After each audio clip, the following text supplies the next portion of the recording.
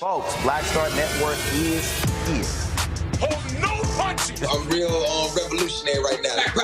Support this man, Black Media. He makes sure that our stories are told. Thank you for being the voice of Black America, Roland. Stay black. I love y'all. All momentum we have now, we have to keep this going. The video looks phenomenal. See, there's a difference between Black Star Network and Black-owned media and something like CNN. You can't be Black-owned media and be scared. It's time to be smart. Bring your eyeballs home. You dig?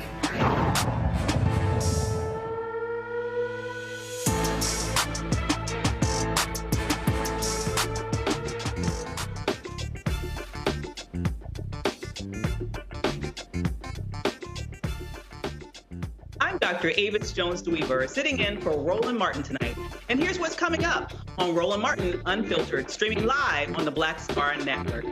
Project 2025 was the topic on Capitol Hill during today's House Weaponization of the Federal Government Committee hearing.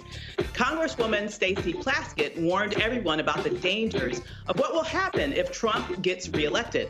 We'll show you what she said, and you'll see the Lincoln Project's predictions about the damage 4 more years of Trump will do. While First Lady Jill Biden was on the campaign trail to drum up support from military families, she explained why Trump is an evil man. The family of a Florida Black man is disputing claims he fired his legal weapon at police before they unleashed a barrage of bullets into his body. We'll talk to the attorneys representing Daniel Lewis's family. Today is Black Women's Equal Pay Day. We'll examine the pay disparities and talk to the CEO of the American Association of University Women about what they are doing to raise awareness about the wage gap that impacts Black women and their families. And we'll have another interview with Roland and 2 of the Beverly Hills Cop franchise actors talking about Netflix's Beverly Hills Cop, Axel F. It's time to bring the funk on Roland Martin Unfiltered, streaming live on the Black Star Network. Let's go. Whatever the biz, he's on it. Whatever it is, he's got the scoop, the fact, the find. And when it breaks, he's right on time and it's rolling. Best believe he's knowing. Putting it down from sports to news to politics. With entertainment just for kicks, he's rolling. It's on go, roll, roll, y'all. It's Roland Martin, yeah. Rolling with Roland now. He's funk, he's fresh, he's real, the best, you know he's Roland Martin now.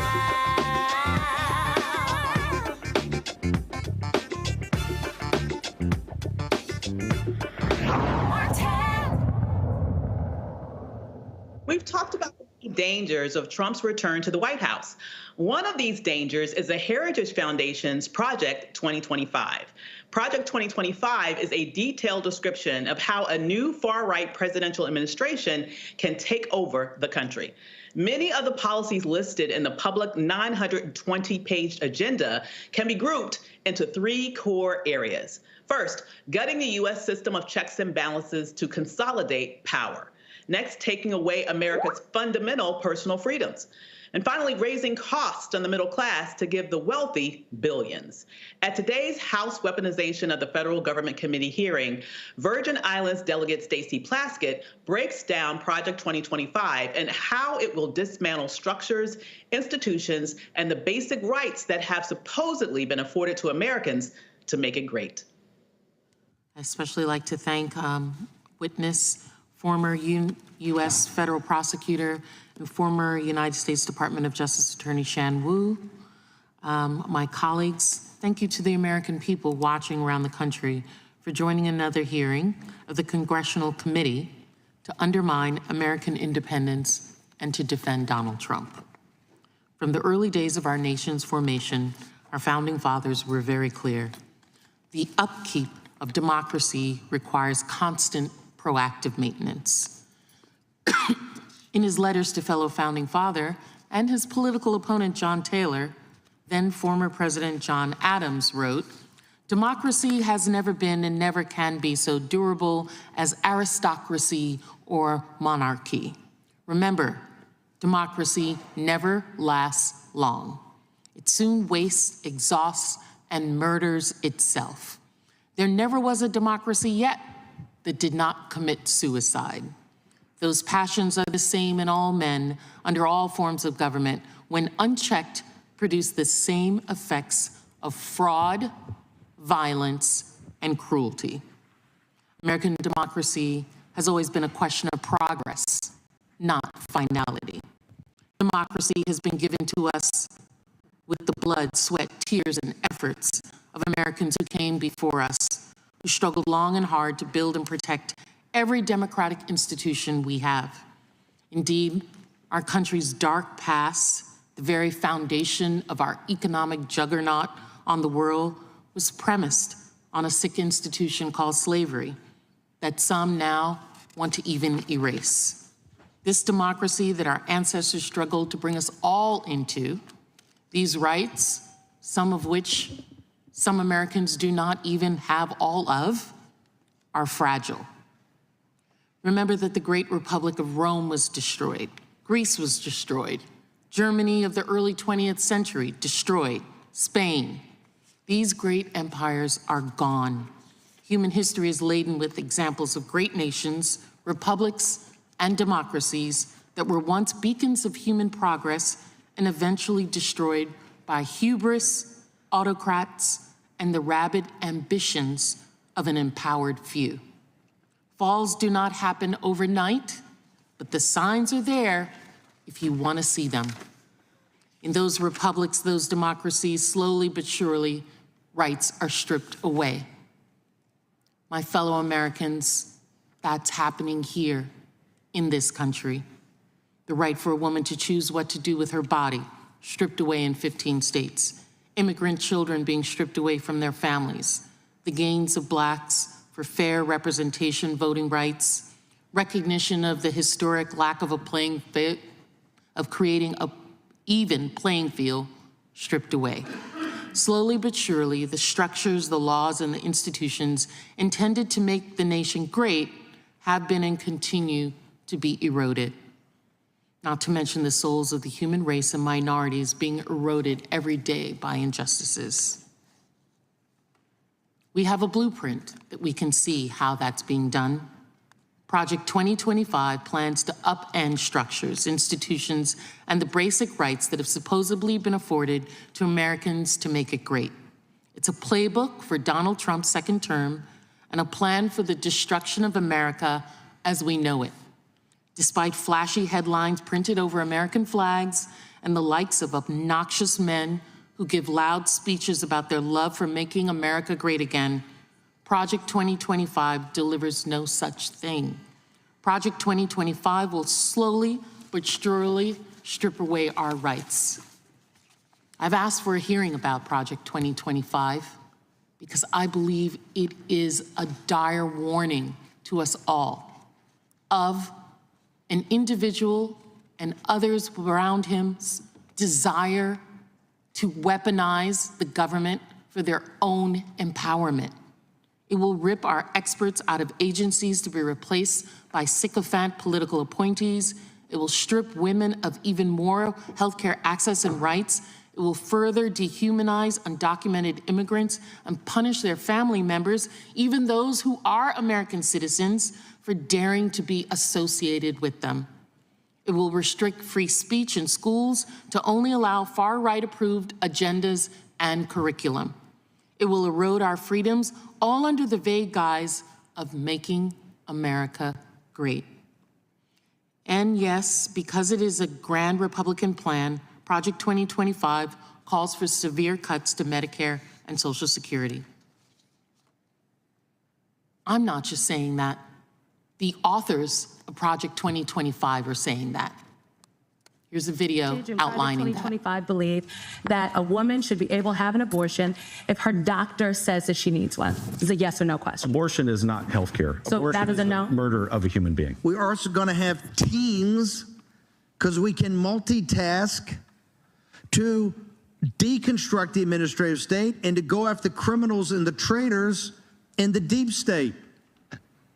So suck on that. We need to have the biggest mass deportation system ever in the history of America, because it is unjust and illegal and evil that more than 10 million illegal aliens have come to this country. There are great plans using the Department of Homeland Security to return these people back to south of the border. The best thing that people can do right now, if you're a young person, is get involved in one of these things like American Moment or Project 2025 or the Trump campaign. We got to fill up the White House with Reuters. Project 2025 is something that's going to transcend the next 4 years, the next 10 years. It really is, for the first time in the history of the conservative movement, the apparatus for policy and personnel. We are in the process of the Second American Revolution, which will remain bloodless if the left allows it to be. Playing patriotic music, claiming to love freedom, demonizing every group in the nation that is not like you, will not protect you and your civil rights. The Project 2025 playbook is a plan to give Donald Trump the powers of a dictator, just as he wants. That's the plan. This is the man who threatened to send the Department of Justice after political opponents. Trump even sent his lawyers to the Supreme Court to argue that he should have criminal immunity even if he uses the military to assassinate someone who simply disagrees with him. We heard his Secretary of Defense say that he asked the military to shoot people because they were protesting. Yes, that's what his defense secretary said on TV, and there's recordings of it. This is the man who jokes about being a dictator just for a day and teases the idea of a third term for a US president. This is a man who wants to implement sycophant loyalty tests. He's a man who will fire every employee in every agency who upholds their pledge to serve their country over the president. Donald Trump is a clear and present danger to the continuation of American democracy as we know it. We are using this congressional committee for the third time to attack a state-level felony conviction of a former president by a jury of his peers. Republicans on this committee have used $20 million of federal taxpayer dollars to deliver Trump more power and attack his rivals. They are threatening public servants far outside their legal jurisdiction and even threatening private citizens who dare not to give Trump what he wants. The reign of Lord Trump has already begun, and he isn't even in a second term. It's vital we remember our founding fathers' principles and that we see Project 2025 for what it is, a Republican plan to slowly but surely strip away rights. This is about freedom versus fascism. I beg every American watching, don't be fooled by plastic patriotism. Don't be fooled by those rhetorically referring to freedom without the substance to back it up and without any care for all people's rights. A true understanding of freedom comes from respecting the sacrifices of our ancestors, our democratic institutions, and a robust rule of law. Our country is not and has never been perfect, but our country is great, and it's our duty to keep it that way. Our country has never shied away from improving our flaws, but what is being promoted is a distraction. It's counterproductive and threatens years, decades, centuries of progress. Let's keep moving forward. Let's not go back to the dark times. We're going to take a quick break, and I'll discuss what Delegate Plaskett just said with tonight's panel. This is Roland Martin Unfiltered on the Black Star Network. We'll be right back. Coming soon to the Black Star Network. I still have my NFL contract in my house. I have it in a case. It's 4 of them, for my 4-year contract. I got a $600,000 signing bonus. My base salary for that first year was $150,000. Matter of fact, $150,000. $150,000. That's what I made. $150,000. Now think about it. My signing bonus was a forgivable loan, supposedly. When I got traded to the Colts, they made me pay back my signing bonus to them. I had to give them their $600,000 back. Wow. Yeah, I was so pissed. Because, man, I try to be a man of my word. I'm like, you, I'll give you your money back. You know, even though I know I earned that money, I gave them money back. I gave them $600,000 back. But yet, I was this malcontent. I was a bad guy. I'm about the money. It wasn't about the money. It was about doing right. Because I looked at, because you look at contract. Look at John Edwards. John Edwards was making $1 million, $800,000. I was making $150. I mean, I was doing everything. And I'm like, but yet I got so many letters, you know, so I just play for free and all that kind of stuff. I mean, you don't forget that kind of stuff. Right. That stuff is hurtful.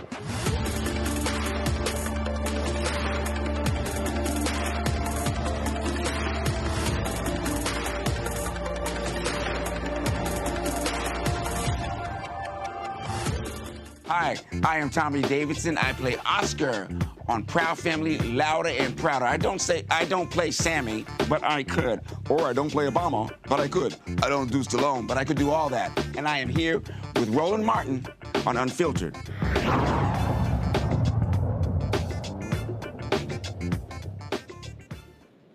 Welcome back to Roland Martin Unfiltered. My name is Dr. Avis, and I am sitting in for Roland Martin. Before the break, we heard Delegate Stacey Plaskett break down 2025. I want to bring in the panel now to discuss what she said.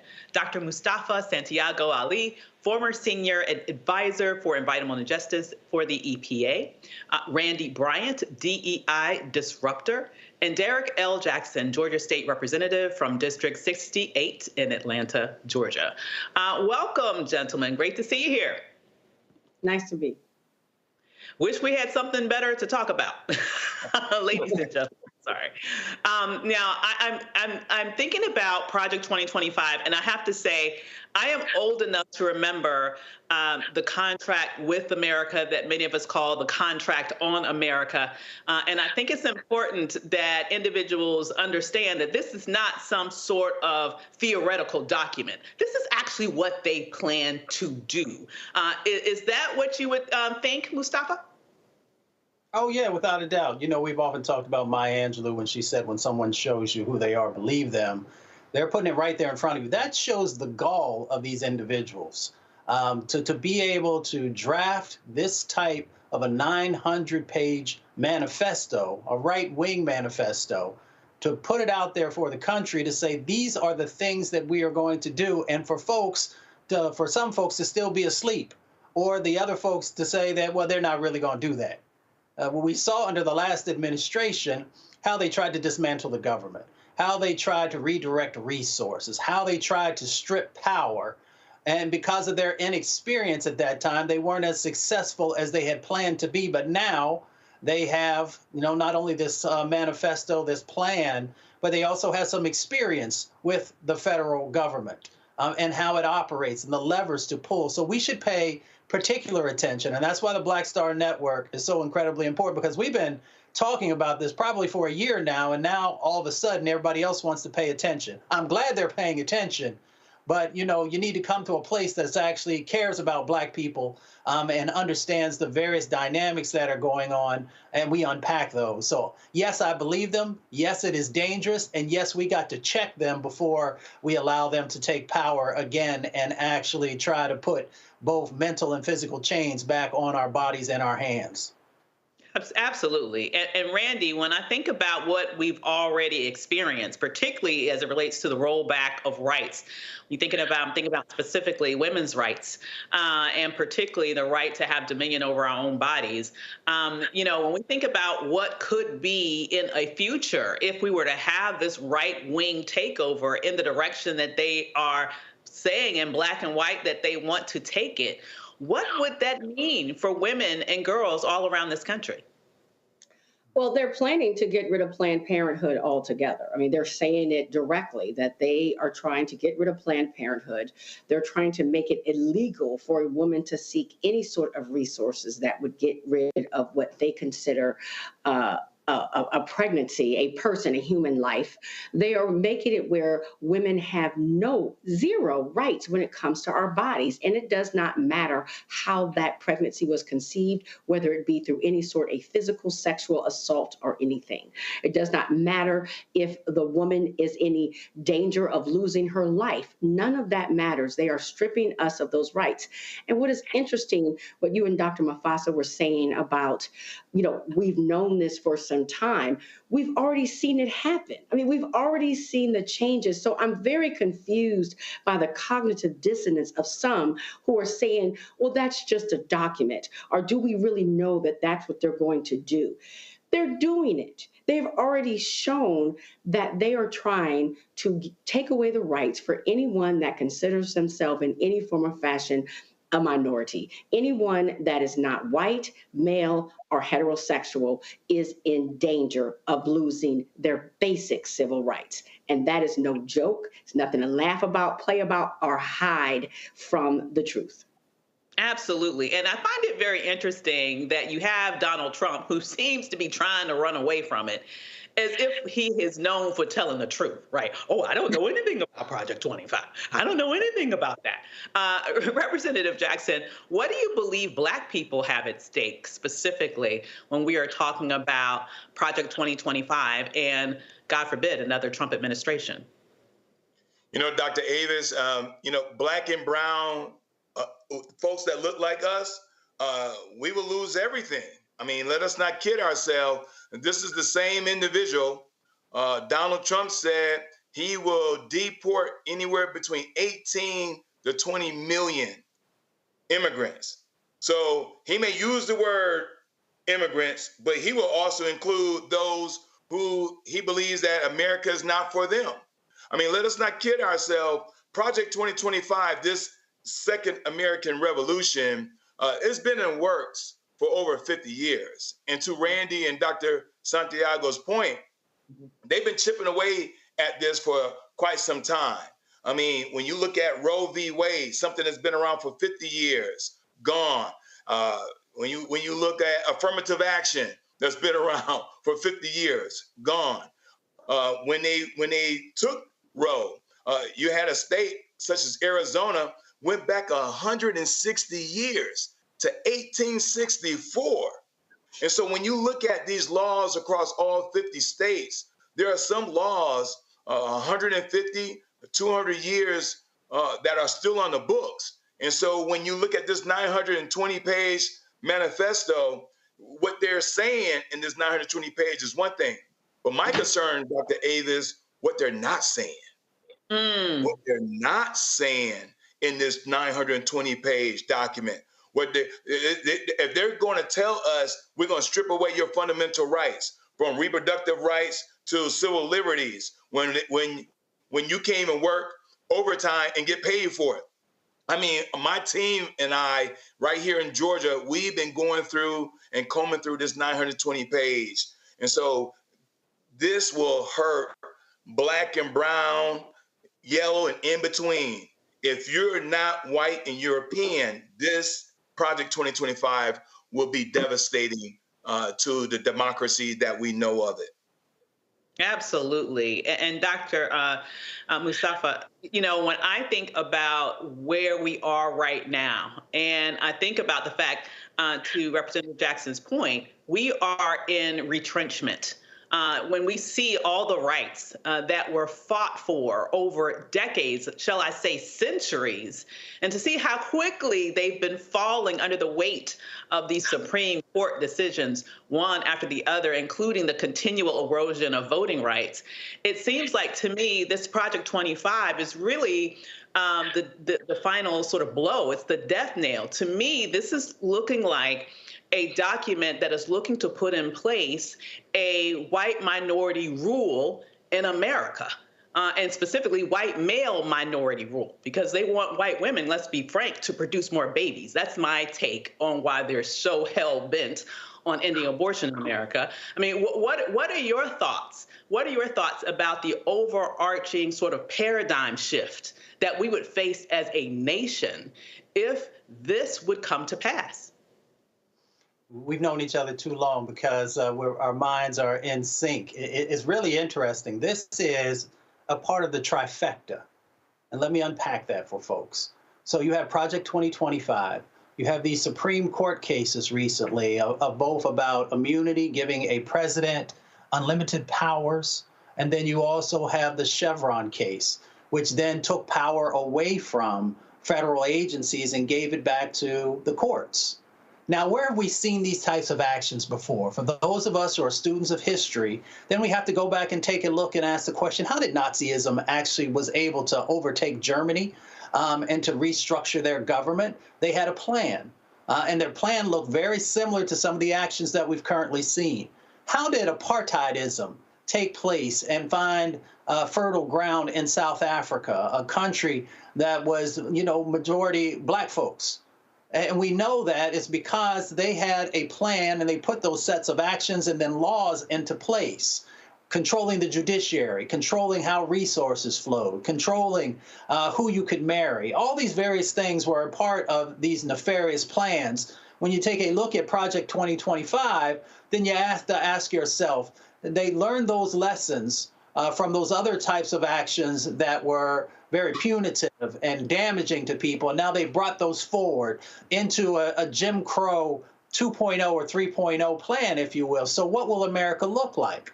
That means that, for these federal agencies where you're now going to have 50,000 people who are loyal to Donald Trump, who take whatever that loyalty pledge is, they are now going to make decisions about where the grants go, where the contracts and subcontract opportunities happen. So when we have these conversations, lots of times people don't actually dig into what does this reality look like. The billions upon billions of dollars that move through the federal system will now be controlled by people who have no interest in helping and lifting up those who have been unseen, unheard, and disinvested in.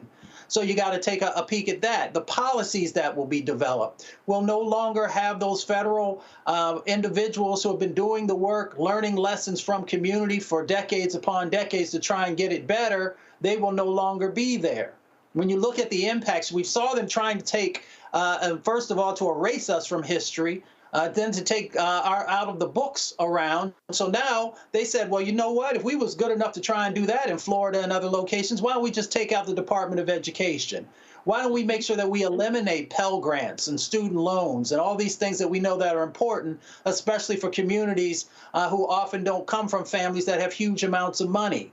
And then, of course, we saw everything that's a part of the FDA that they're trying to do around drugs and making them less affordable. Then you have to ask the question, well, who's actually behind this? Because, yes, it's the Heritage Fund. Yes, it's ALEC. But there are also companies and corporations that are a part of this because they want to maximize profit. And that means that they're placing profit over people, at least in the movement that I come from. They're also trying to make sure that you don't have clean water or clean air, understanding that inside of our communities, we already have a number of diseases because of the sets of exposures that we've dealt with in unhealthy food. So we got to just really take a look at all these things that are playing out and understand the cumulative effects of what America will look like in 2025, 2026, 2027, 2028. And now there's even there's language out there now that Donald Trump, once he has all this power, that he will then even try and seek a third term. So, even before we get to that, we have power. As my grandmother says, you have power unless you give it away. And that means that we have to vote and we have to build coalitions. And that doesn't mean that we have to be in agreement with everybody who's a part of the coalition on 100% of the things. But we have to make sure that we have enough numbers, both on the federal level and in those state houses, that we can stop these types of things. Because they're already getting rid of judges and have plans to get rid of judges on the state level. So if you don't care what's happening on the federal level, all you got to do is look in your backyard and you'll be able to see some of these things that are going to play out. Lack of resources, different types of enforcement actions that are much more stringent happening, and a number of other things that all of us have been fighting for, marching for, and spilling blood for. Absolutely. And Randy, I have to bring you in because when I think about you and what you do, right? A DEI disruptor. And I think about the moment in history in which we find ourselves, in which you have whole legions of people trying to disrupt DEI, To me, this just goes right into that same frame. And, you know, right now it's being attacked. I think I saw a statistic about 30 states across the nation either had written laws or wanted to write laws or in the process of writing laws trying to eliminate DEI. We know that in companies, people are being fired. Like, all of these things to me are after effects of the affirmative action ruling. Now we know what's in Project 2025. Like, just in terms of what you do and creating a country that, quite frankly, has never quite lived up to its creed, but at least it's aspirational, that we would get to a place where out of many you would ultimately have one. You know, where are we right now? How far does a document like this, if it were to be put into practice, how far would it take us back, just in terms of embracing the very notions implicit within this ideal of diversity, equity, and inclusion? It would take us back to segregation. Absolutely. Because, you know, if we're dependent on the kindness of people to hire diverse workforces or to provide people with equal rights or equal pay, as we know now, we don't make equal pay. I know we're going to talk about that later on in this show. If we're dependent on the kindness, trust me, we would get nowhere. What has helped us after civil rights movements is that people have been encouraged to, or it's made it almost illegal to discriminate against people based on certain criteria. What happened after that affirmative action ruling? It said that we don't need that.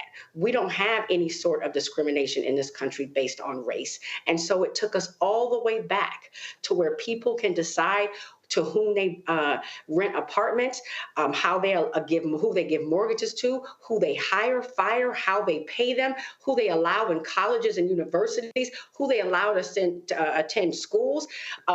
It completely makes it where no one has to give someone that's different a fair chance. Not that we've ever gotten a fair chance, not that we have never even reached that level, but we would get a chance. They would have to at least have some representation of diversity within the workforce, although you wouldn't see us at the higher ranks.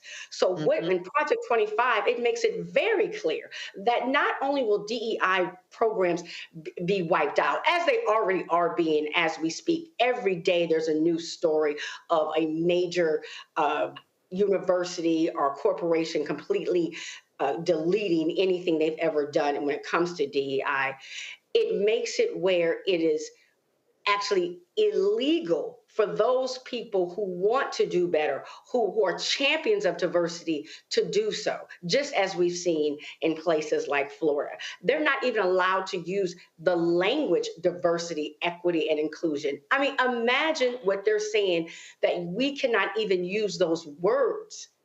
Like these are positive words, right? These are good words, but they have turned them to be so evil. So what we're seeing now is only going to get worse. And I feel like screaming at people when they even consider or talk about, some check that Trump gave them, or Trump, he's real or whatever. I'm like, do you understand that everything is at stake? Anyone who does not like you, and if you are foolish in this country to think that everybody's embracing Black people, are excited to give us a chance, anyone who has the power to discriminate against you now can, and not get in trouble for it. And they're making it in Project 25 where you can't even bring up the issue. It's illegal. It's not even. They're not even going to be taking DEI cases, discrimination cases based on gender and race. And then on top of that, it will be illegal to protest. So you can't get them either way. You just must accept the way that you're treated. I mean, it is dire. I mean, it is dire. And so I thank God I have this forum to be out here and tell the people who are willing to listen. And I hope those of you out there tell others, because no one is going to save us but us. These people have come out and made it very clear that they're not only trying to save us or help us or support us or just give us what's equal. They're going to fight like hell to take anything away that we have. And so they better get on it. I mean, sound the alarm, because it's bad. It's scary. Absolutely. A 4-alarm fire indeed. So we're going to have to wrap this segment up, but we'll be right back after this break on Roland Martin Unfiltered. On the next A Balanced Life with me, Dr. Jackie. People can't live with them, can't live without them. Our relationships often have more ups and downs than a boardwalk roller coaster, but it doesn't have to be that way. Trust your gut. Whenever your gut is like, this isn't healthy, this isn't right, I don't like the way that I'm being treated. This goes for males and females. Trust your gut, and then whenever that gut feeling comes, have a conversation. Knowing how to grow or when to go, a step-by-step guide on the next A Balanced Life on Black Star Network.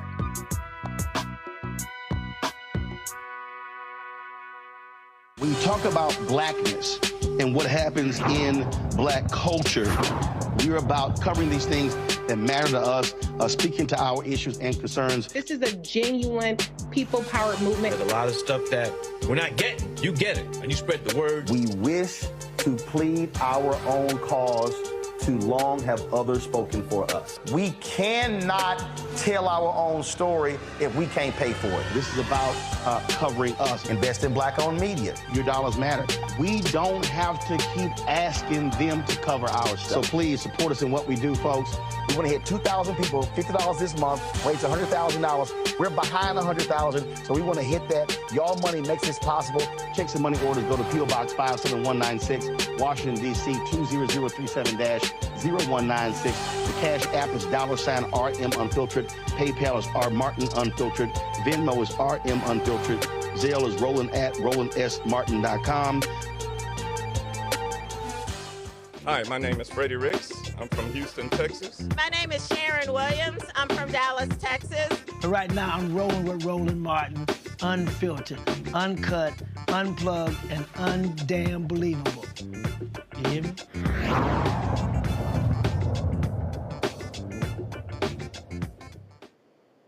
Welcome back to Roland Martin Unfiltered. My name is Dr. Avis. And if you don't believe what we've been saying about the ramifications of Trump's victory in November, check out this video put out by the Lincoln Project, which shows the damage 4 more years of Trump will do. November 5th, 2024. Donald Trump defeats a divided and dispirited Democratic campaign. On January 20th, 2025, Donald Trump is sworn in as the 47th President of the United States. Unfortunately, he keeps his promises.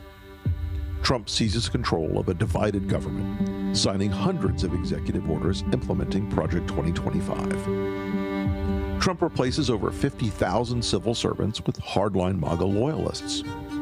The federal oath of office now requires declaring loyalty to the president, not the Constitution. Protected by the Supreme Court's grant of total immunity for official acts, Donald Trump orders the Department of Justice to arrest members of the January 6th Commission, current and former DOJ employees, and political opponents for treason, election interference, and conspiracy. He declares it to be an official act. Trump ends birthright citizenship by executive order and turns millions of American-born citizens into illegal aliens overnight. Mass deportations begin. Hundreds of thousands, including legal U.S. residents and American citizens, are imprisoned in newly built camps. Protests erupt. Trump addresses the nation from the Oval Office, invoking the Insurrection Act and declaring the protesters a danger to American sovereignty. He orders the National Guard to use deadly force to suppress the protests. In the wake of the bloody violence, Trump declares nationwide martial law, awarding himself new powers under the freshly signed American Sovereignty Protection Order, which defines protest of immigration policies as non-protected speech and a threat to national security. Governors in New York, California, Illinois, and elsewhere declare their opposition, promising to refuse compliance in their states. Trump orders their arrests. Trump pardons every January 6th attacker, including those who assaulted the police, and in a White House ceremony issues a new presidential medal honoring them. Many are given jobs in his administration. The The Department of Education is renamed the Department of American Values and mandates a nationwide Christian nationalist curriculum for all schools receiving federal aid. Trump, joined by Speaker Mike Johnson and evangelical leaders, announces that the Department of Health and Human Services has reclassified mifepristone, making it illegal to distribute or prescribe, as well as new HHS regulations that make IVF treatments impossible to legally administer. Trump reverses one campaign promise by declaring a national abortion ban by executive order. Challenges to his authority are rejected by the Supreme Court, which has seen new appointments from Trump after it was expanded to 12 justices. He signs an executive order removing abortion records from HIPAA privacy regulations and announces a new federal data sharing program so states can monitor women's periods. Thousands are detained while crossing state lines under suspicion of seeking an abortion. Trump's acting Secretary of Defense, a disgraced ex-general, fires over 400 generals and admirals, leaving the military leaderless. Other Trump appointees purge the ranks of the CIA, FBI, and Department of Justice. By executive order, Trump withdraws the United States from NATO and ends Pentagon cooperation with Ukraine. Russian tanks enter Kyiv. Vladimir Zelensky is killed. It is announced that Trump will run for a third term, claiming he was unfairly cheated in the 2020 election. His Supreme Court ultimately agrees with this interpretation, paving the way for Trump's 2028 re-election. If you hear all this and believe it isn't possible, then ask yourself, what did you believe was impossible just 8 years ago? This isn't a fantasy. It's Trump's plan, and he's counting on you to believe it couldn't happen.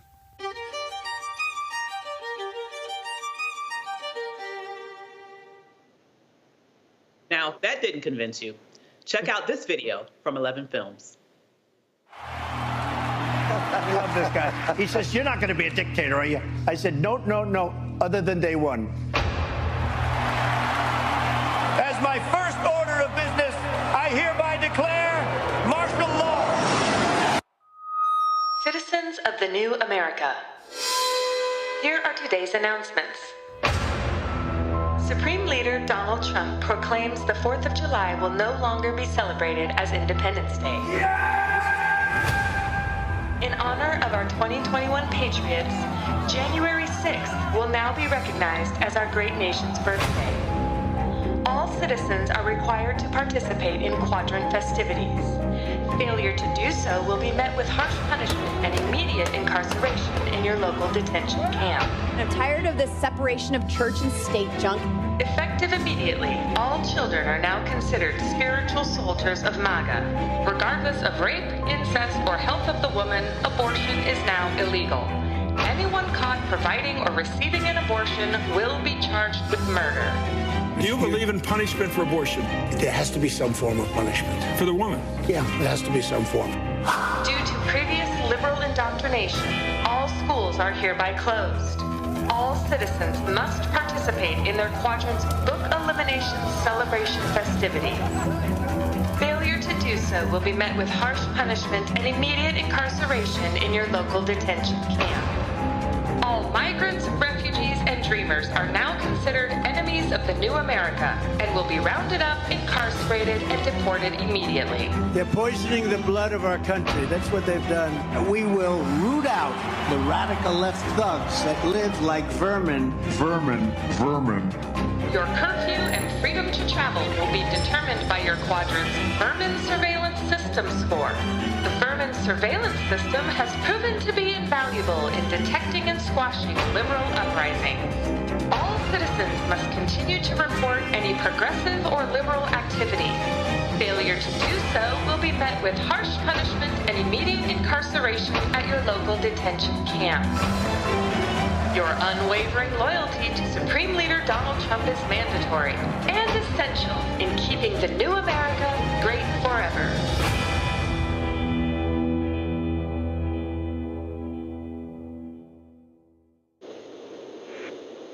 Roland Martin Unfiltered will be right back right here on the Black Star Network. Next on the Black Table with me, Greg Carr. Dr. Gerald Horne, a man regarded by many as the most important historian of our time. He provides us a history lesson I'm betting you've never heard before. Texas enslavers who plan to continue the conflict even after Appomattox, even after the formal surrender of Robert E. Lee. Dr. Horne talks about his new book, The Counter-Revolution of 1836, Texas, Slavery, and Jim Crow, and the Roots of U.S. Fascism. You do not want to miss this conversation. Only on the Black Table, right here on the Black Star Network.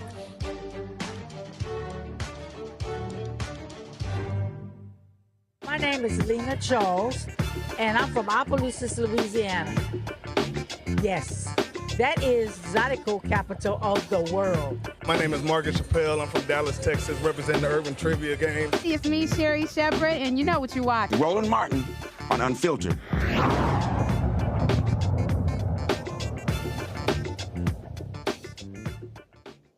Welcome back to Roland Martin Unfiltered. I'm Dr. Avis. Monday, First Lady Dr. Jill Biden was on a 3-state tour garnering support from military veterans. During her stop in Columbus, Georgia, she called Trump evil and said we can't afford to have him as commander-in-chief. My dad served as a Navy signalman in World War II. And as Gloria said, in 2003, our son Bo joined the Delaware Army National Guard and served for a year in Iraq. So this is personal to us. We know what it's like to wait on a lagging phone call from across the world, to smile through another holiday with an empty chair at the table. So let me ask you this. Does Donald Trump know anything about military? No. He disparages those who sacrifice for our country. His own chief of staff said he called POWs and those who died in war losers and suckers. He's evil. He said he didn't want to be seen with injured veterans because it didn't look good for him. It's disgraceful. But it's not surprising. Donald Trump wakes up every morning thinking about one person and one person only, himself. We know what Donald Trump was like as commander-in-chief, and it could be worse this time. Last week, the Supreme Court ruled that there are virtually no limits on what a president can do. Our democracy cannot withstand a Trump presidency with virtually no limits. Service members honor their oath to support and defend the Constitution. We cannot trust Donald Trump to do the same. The military community deserves better. You deserve a commander-in-chief who serves with integrity and wisdom and character. And that's my husband, Joe Biden. So I'm going to bring back in the panel to sort of unpack the First Lady's remarks, as well as what we just saw in terms of those two visions into the future by the Lincoln Project, right, and 11 films. And when you look at it, it does seem very stark. It seems very scary. Representative Jackson, do you think that the First Lady was too harsh when she used the word evil to describe Donald Trump? You know, Dr. Avis, no, the First Lady was spot on. In fact, I was in that crowd of 300 plus. And as a retired naval officer, one who served this country in uniform for 22 years, we men and women who are in uniform, our expectation of a commander-in-chief is one that will exercise wisdom. In other words, one that understands what diplomacy looks like before the use of military. We need a commander-in-chief that has a compassionate heart. In other words, understand the plight of military families and veterans, knowing that when they give the order to men and women in uniform, that might be the last time they see their loved ones. And he has that understanding because he represents a military family. We all can recall his son, Bo, died serving this country. We need a commander-in-chief that understand and exercise integrity. I know no one is talking about it, but during that debate, if you look at Trump's 90 minutes, he lied 52 times within 90 minutes. We don't need a commander-in-chief that don't understand integrity and character and wisdom and self-control and experience. And speaking of experience, let us not forget, President Biden served in the United States Senate for 36 years. He was a vice president to Barack Obama for 8 years in these last 3.5 years as president. And so when you look at that body of work, that's the kind of commander-in-chief. We don't need a commander-in-chief that will go back and forth with the federal government for 18 months when he is hoarding 400 boxes of classified material. Until this date, he has yet to be held accountable. Because when I was a commander in the Navy, every man, every woman understood the misuse of classified documents. You can find yourself in Leavenworth. And so we need a commander-in-chief with a steady hand. And so First Lady Dr. Jill Biden was spot on. Donald J. Trump is evil and clear and present danger to this country. So, Dr. Santiago, when I look particularly at the Lincoln Project's piece, it paints a very stark picture of, in essence, the demise of democracy, the rise of a dictatorship, ruling this country by an iron hand. What would you share with the viewers about whether or not you think this is total fiction, it is just very, they're hyperbolic, or do you see the future that they paint is something that is actually possible and if not plausible with another Trump term? That's an excellent question. Some folks know that I used to lead 17 federal agencies and a couple of White House offices through this interagency working group that I was in charge of. So it gave me the opportunity to understand both the strengths and weaknesses that exist inside of our structures in relationship to those agencies and departments. And when I take a look at what these folks are trying to accomplish, it is doable. Now, inside of our system, we make the assumptions that individuals who will come up for leadership positions, president, vice president, so forth and so on, will not be as evil, to use the words of the First Lady, as the individual that we're dealing with. Now, let me be very clear that there have been individuals throughout our history who have most definitely done evil things to our people, to indigenous people, to a number of others. So I'm not blind to that fact.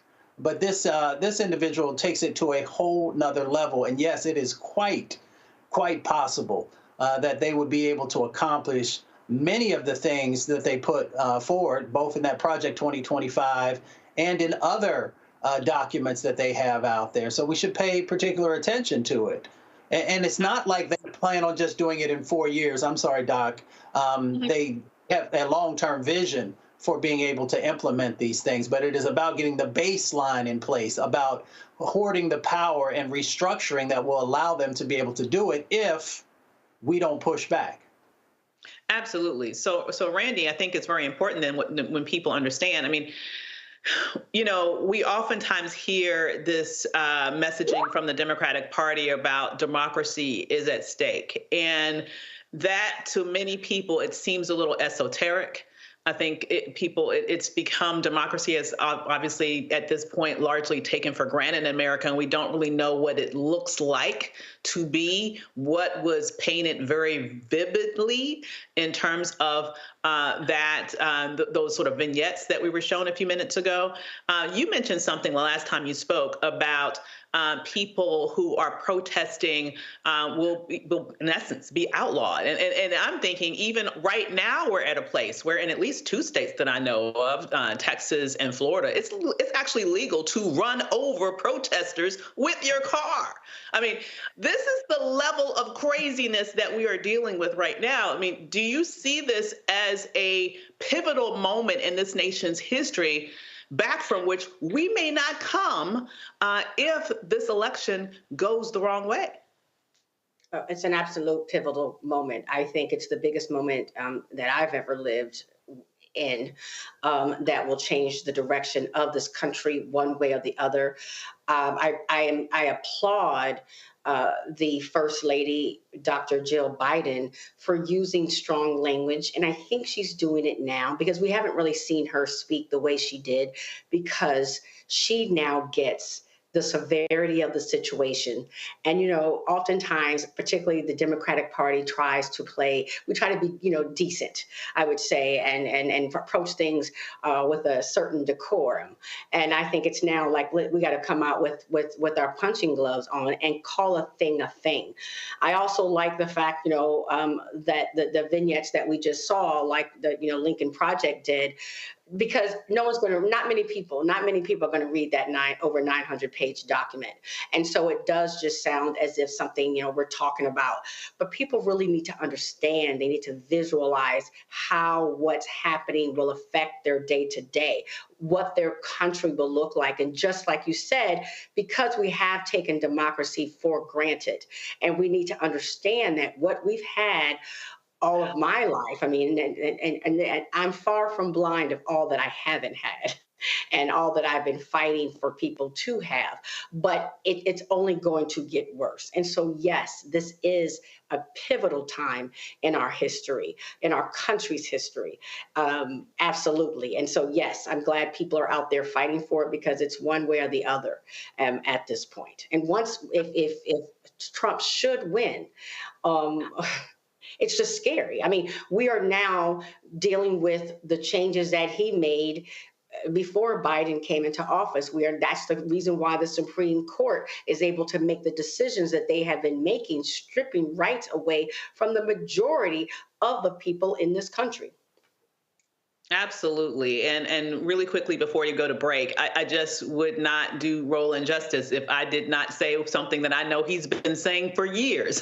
What is actually happening right now is that we're seeing this white backlash against a rising white minority. I mean, is it any wonder why the minute that we're seeing the demographics go in the direction that it's going, where we are not too many years away from whites as a minority in this nation, is there this huge concerted effort in order to undermine democracy? When you no longer can win elections because you are no longer the majority, all of a sudden you don't give a damn about democracy. This is what's happening right now. And if people don't get this and act accordingly in November, I shudder to think not only what we will have to deal with, but what our children and our grandchildren and those who come after them will have to deal with. This election is bigger than us. This election is about the generations that have to come after us. And with that said, we're going to take a break right now. We will see you in just a minute on Roland Martin Unfiltered with the Black Star Network.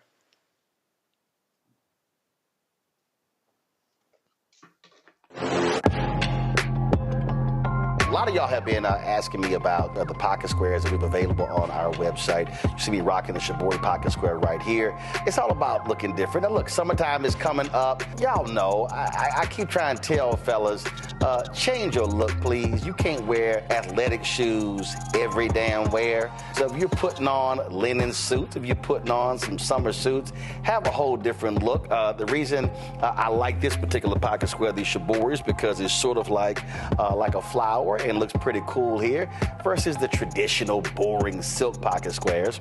But also I like being a little different as well. So this is why we have these custom-made feather pocket squares on the website as well. My sister actually designed these after a few years ago. I was in this battle with Steve Harvey at Essence, and I saw this at a St. Jude fundraiser. I saw this feather pocket square, and I said, well, I got some ideas. So I hit her, and she sent me about 30 different ones. And so this completely changes your look. Now, some of you men out there, I had some dudes say, oh, man, I can't wear that. Well, if you ain't got swagger, that's not my problem. But if you're looking for something different to spruce up your look, fellas, ladies, if y'all looking to get your man a good gift, I've run into brothers all across the country with the feather pocket squares saying, see, check mine out. And so it's always good to see them. And so this is what you do. Go to RolandSMartin.com/pocket squares. You can order Shibori pocket squares or the custom-made pocket squares. Now, for the Shiboris, we're out of a lot of the different colors, and I think we're down to about 200 or 300. So you want to get your order in as soon as you can, because here's what happened. I got these several years ago, and the Japanese company signed a deal with another company, and I bought them before they signed that deal, and so I can't get access to any more from the company in Japan that makes them. And so get yours now. So come summertime, when I see y'all at Essence, y'all could be looking fly with the Shibori pocket square or the custom-made pocket square. Again, RolandSMartin.com/pocket squares. Go there now.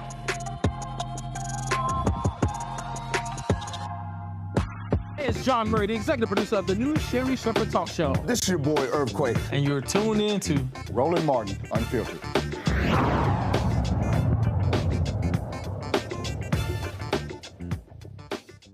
A Florida family is demanding answers after police shot and killed a black man who thought his sister and other family members were in danger. According to media outlets, on May 31st, 27-year-old Daniel Lewis was inside his Miami Gardens home when his sister and his cousins sought his home for shelter. The group believed gang members were following them in a car they described as black, with no markings or police lights. They pulled up to Lewis's home and ran into the house.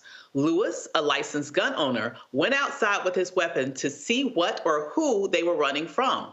That's when police shot him 5 times. The Lewis family attorney, Chris Lomax, and Ariel Lett join us now. We're also joined by Kelly Davis, the Lewis's family spokesman. Thanks for joining us. Thank you. Thank you for having us. Absolutely. So this is such a just outrageous tragedy. And I would also say travesty. Chris, I want to start with you. As you are looking at what happened to this young man trying to protect his family, what in the world is the police saying about their initial, honestly, it sounds like trigger-happy reaction to a young man just trying to protect himself and his family? Well, it appears that law enforcement is taking the position that it's okay to shoot first and ask questions later. They pulled up on Mr. Lewis's home, and he comes outside. They never give him an opportunity to surrender, to yield. They don't announce themselves as police officers. Their position is that they believe that they were under fire, but there's no evidence that they were under fire at any point when they engaged with Mr. Lewis.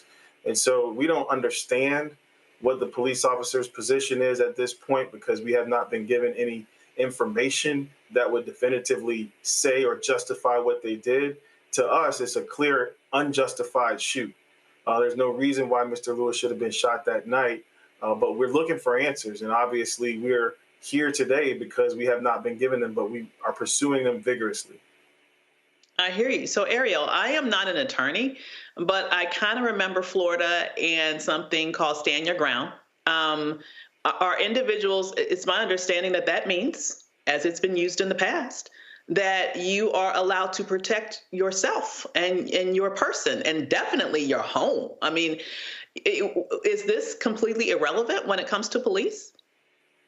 Well, it's not completely irrelevant at all. But what we have to understand here is that if Mr. Lewis had survived this somehow, right, and was charged with a crime, let's say potentially shooting at police. Let's say that you're allowed to do that if they don't have a right to be on your home. Number one, and you can defend your home from invaders who are doing something wrong, like not announcing themselves as police officers. And so that's a defense to having a charge against you. It's just like if a unknown assailant were to break into your home or your car, and you defended your home and your property, your family, by using lethal force. You have that right. You have that ability. And what the police are failing to understand here, and what's really at issue here, is that their rights and their duties as police officers, only can go so far. They can't just go onto anybody's property, anybody's home, and go into their backyard and on their back porch and start shooting them when they come outside to see what commotion is going on their own backyard. Mm-hmm. Mr. Davis, you are representing the family here tonight. I can't even imagine the anguish that the family is going through right now. Can you tell us a little bit about how is the family not only sort of surviving in the wake of this tragedy, but what are their thoughts about the necessity for achieving justice with regards to the death of their loved one?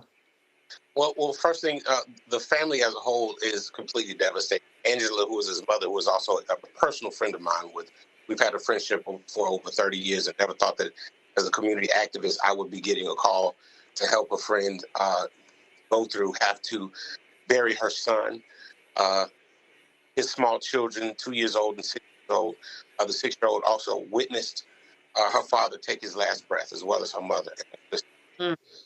Family literally on a moment-to-moment, day-to-day basis is completely devastated, especially at a young man who had so much going for himself. He graduated from Barber College. He was working with his uncle part-time at UPS, taking care of his children. He had custody of the 6-year-old. He took his children to school every single day. So this was an upstanding man in the community, and this should not have happened. Absolutely not. Chris, I don't really understand why the police was following the family members in the first place in this unmarked car. I mean, it is reasonable if you find that you are being followed by a car that you do not recognize. It does not have any markings of being with the police. It is reasonable to be fearful in that circumstance.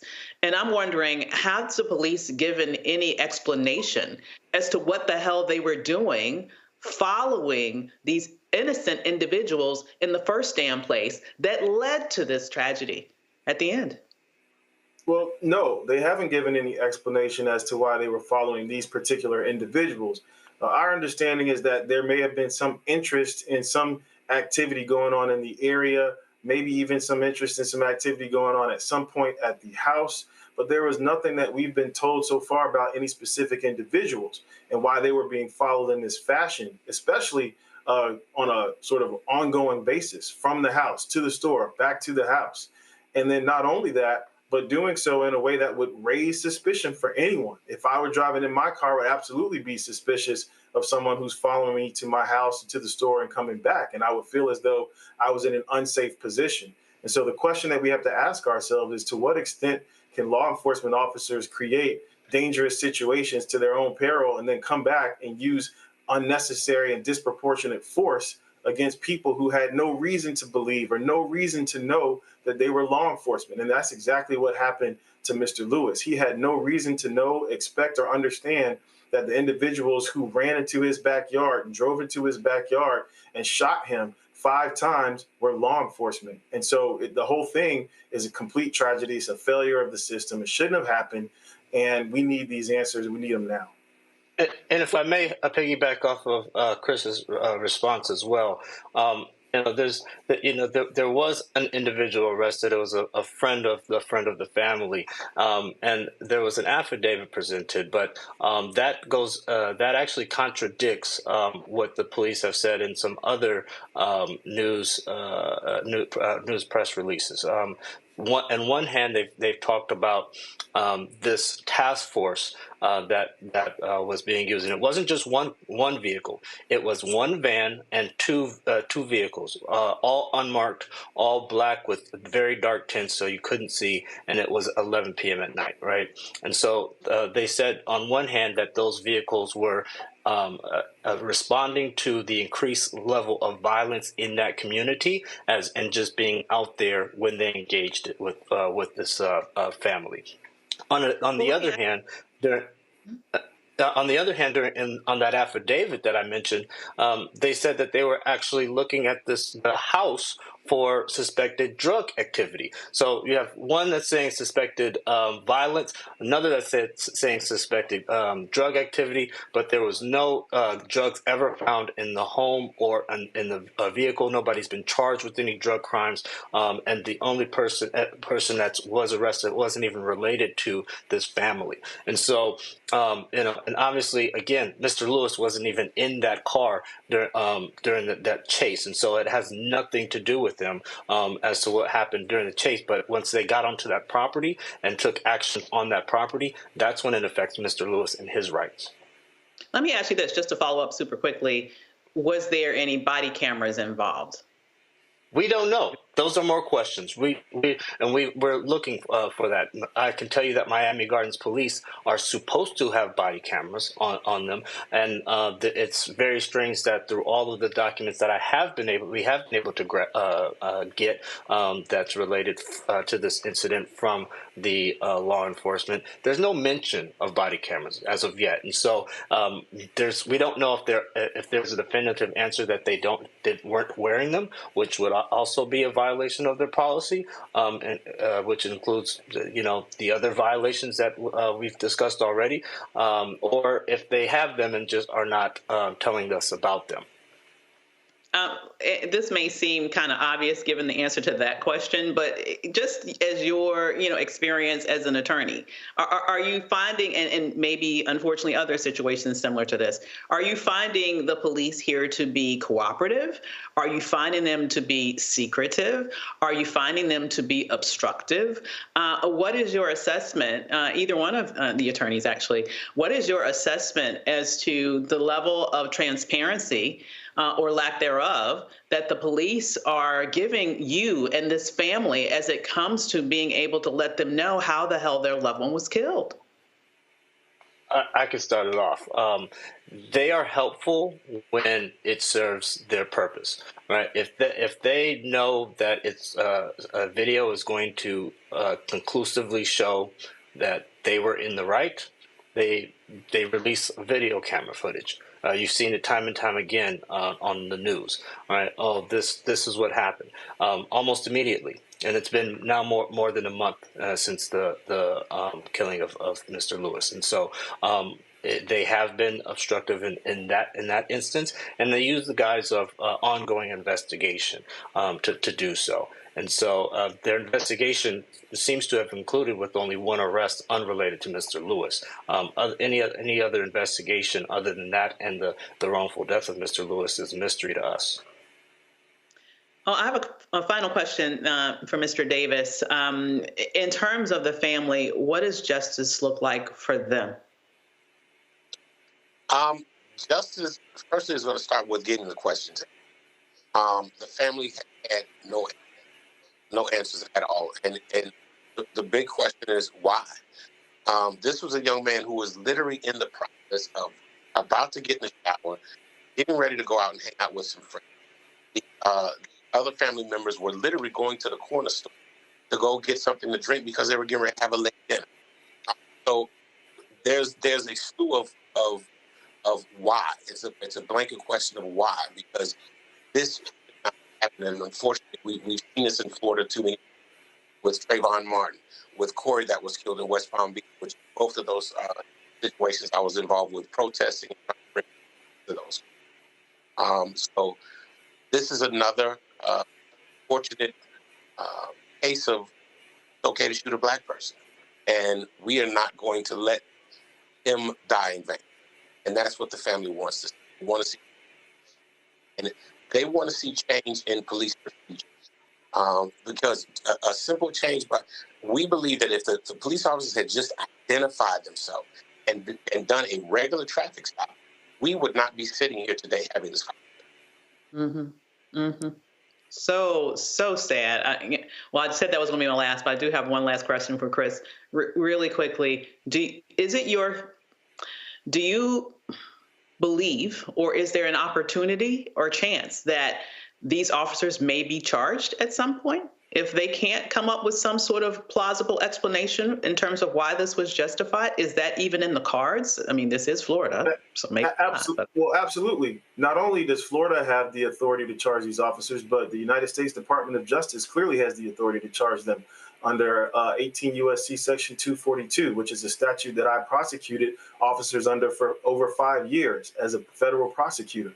This is the type of case that we would investigate at the DOJ in the Civil Rights Division and determine whether the shooting was justified, meaning the officer had the authority under the Constitution of the United States to use the force that he or she used. If that force was excessive and if it was a willful violation of Mr. Lewis's constitutional rights, then a federal prosecution is absolutely in the cards. And I expect that the people at the Civil Rights Division will look at this and make a determination based on the facts and based on the evidence. And if there's availability to make a charge in this case, I believe that they will do that.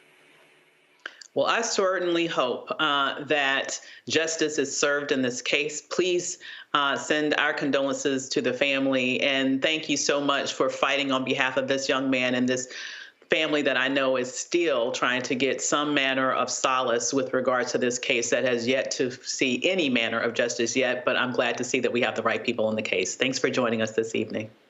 Thank you. Thank you for having us. Absolutely. And thank you. We're going to take a break, but we'll be right back with Roland Martin Unfiltered on the Black Star Network. Fanbase is pioneering a new era of social media for the creator economy. This next generation social media app with over 600,000 users is raising $17 million, and now is your chance to invest.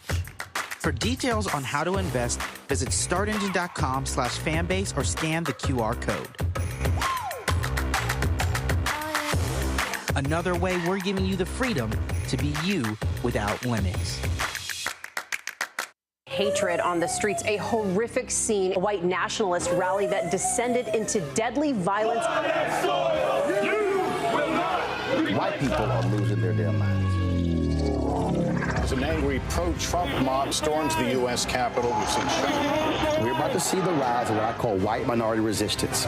We have seen white folks in this country who simply cannot tolerate black folks voting. I think what we're seeing is the inevitable result of violent denial. This is part of American history. Every time that people of color have made progress, whether real or symbolic, there has been what Carol Anderson at Emory University calls white rage as a backlash. This is the rise of the Proud Boys and the Boogaloo Boys. America, there's going to be more of this. Here's all the Proud Boys, guys. This country is getting increasingly racist in its behaviors and its attitudes because of the fear of white people. The fear that they're taking our jobs, they're taking our resources, they're taking our women. This is white fear.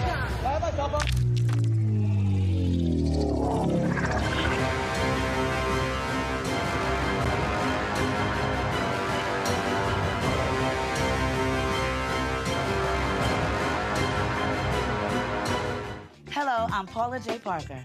Truly proud on the Proud Family, Louder and Prouder on Disney+. And you're watching Roland Martin Unfiltered.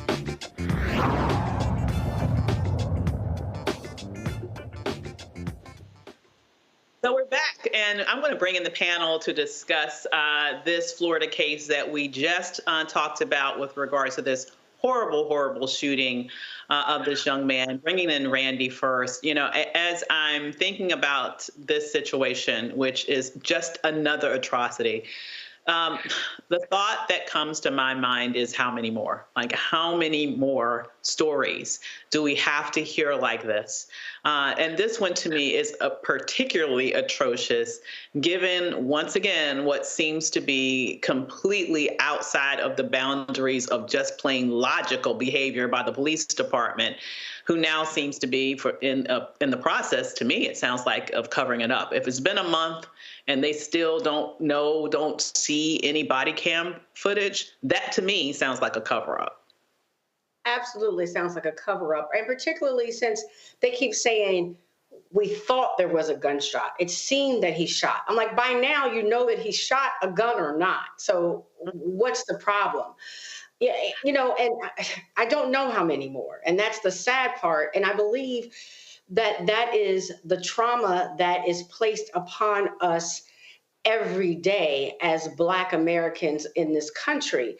Because when I think about the actions of that day, as we hear about the precautions that they took and not knowing that these were police officers, you know, possibly following them, it just made me sad because it reminds me of how much many of us go through life every day playing defense, being scared, because we see these stories day after day. And so when we feel the need to have a gun and a license and can fairly carry it, and to tell someone run to the house, or to be suspicious when somebody pulls up, because we live in this country feeling scared, feeling as if we don't belong, feeling as if we're not safe all of the time. So the tragedy, it's like a pebble in the pond, where it of course it affects the family so much, but also all of us who keep seeing these stories day by day. The trauma it places upon Black psyche, I think is immeasurable. I completely agree. I mean, when I think about this situation, and you mentioned about, last I checked, Black people are included under the Second Amendment. I mean, what the hell is going on here? Where is the NRA? Like, everybody else is supposed to have a right to be able to protect themselves except for us. What's going on here, Mustafa? What's going on is that we continue to live in sacrifice zones, and we're seen as sacrificable people. And when you're seen as a sacrificable person, that means that these extreme measures are justified in some people's minds, and I would even say justified in the interpretation of the policies.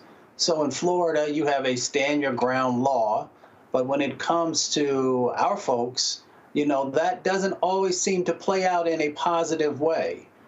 So it is a part of this mentality that is built into policy, that is built into enforcement, and there is a lack of accountability when it comes to our community's lives. We also overlay that with the fact that we live in a country with 400 million guns.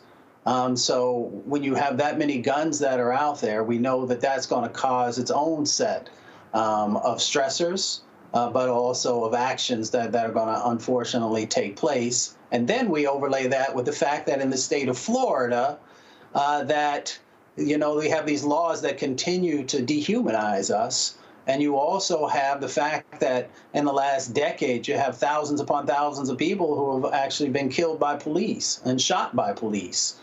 So all these things come together in an equation that often is very detrimental for our communities.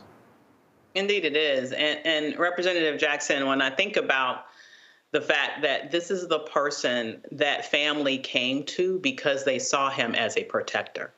This is a person who took his children to school every day. This was a pillar of the community. And when we think about really what is the thought of manhood, like what is manhood? One of the main pillars of manhood is to protect. This young man was in the process of protecting the people that he loved, only to get shot down 5 times in cold blood in his own front yard. And here we are a month later, and the police are still, delay tactics, not being transparent, doing all of the things that they can to gum up the system so that this family cannot receive a measure of peace that can only be achieved through justice. Now, when you are thinking about this situation, Representative Jackson, just what does it make you feel like as a Black man in America to see this level of violence that can be perpetuated, not that even that, unfortunately, that this is an isolated incident, just in the process of doing what you are expected to do as a man, and that is to protect your family? You know, Dr. Avis, well, first off, I'm mixed emotions, right? I'm angry, I'm mad, I'm frustrated, right? And not just because I'm a Black man, but also for our sisters. I mean, you think about how did we get here? The last 200 years, Dr. Avis, we were never profiled as someone's husband, father, son, daughter, mother, protector. We were never profiled. And so it doesn't matter if the encounter with law enforcement takes place at 11 p.m. or 11 a.m. They don't see us in the same way.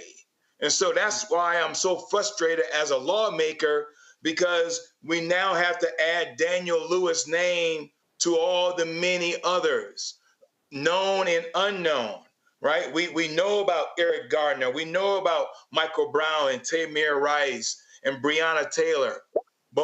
And we know about Dr. King. We know about Medgar Evers, right? They don't see, when you don't see an individual as a husband and a father and a protector, you see, and you profile them in a certain way, every time you encounter law enforcement, the results are very fatal sometimes. There was a study done, Dr. Avis, the last 15 years, over 3,900 police officers were involved in a police shooting. A lot of them involved with killings. But of that 3,900, only 2% were convicted. And so when you look at that minuscule number, we as lawmakers, we got to deal with qualified immunity. We got to deal with civil lawsuits. We got to deal with criminal charges. Everyone should be held accountable if they misuse and abuse their power, if they misuse and abuse their oath, and if they're going to be one that profile Black people in a different manner versus than what they did with Dylan Ruth. Dylan Ruth killed 9 innocent, humble souls, and he's still breathing. In fact, they took him to a restaurant after they arrested him. And so it's not training, it's not laws, it is how do you profile life and other human beings that one may consider them as a threat, and it doesn't matter what time of day. They don't see us as husbands and fathers and mothers and daughters in the same manner as everyone else.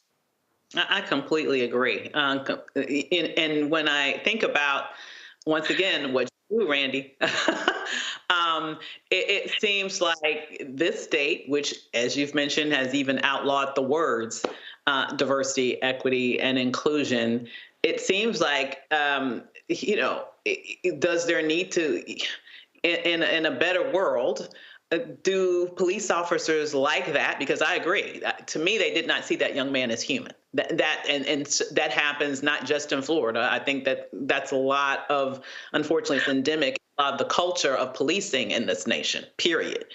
And the fact that we are at a moment in time, though, now where that reality still exists. But one of the things that can be done in order to be able either to educate people better if they have the responsibility of life and death over others in a position like that, or maybe some way in which organizations can screen better so they can screen out people that clearly have biased behavior and biased thought processes. It seems like the direction of this country is now not to even go in the direction of try to do anything to mitigate what we clearly see as a pattern in this country. If anything, what we're seeing when we just turn a blind eye to this situation is to just double down and keep going in that direction. What happens if we don't have people like you going into institutions like that to try to be able to mitigate the damage that bias can create when people can use lethal force clearly based on biased ideologies? We continue to lose lives if we don't make changes and if they're not real consequences. I tell people, you know, when people think about DEI, they think about training. And I cannot train or change somebody's heart. I'm great, but I can't change someone's heart. I cannot change someone's heart. But what I can do, because people do act out of their own self, right, of their own self-need and self-want and self-protection. So what I encourage people to do is you must put policies in place that make it uncomfortable, inconvenient, painful for people to use discriminatory behavior, particularly when it's ending people's lives, right? So trust me, people will act differently if they know that they have shown an abuse of power, particularly to a certain group of people, that they'll be fired, that they'll lose their pension, that if the city or state gets sued, that they have to pay for it out of their own monies.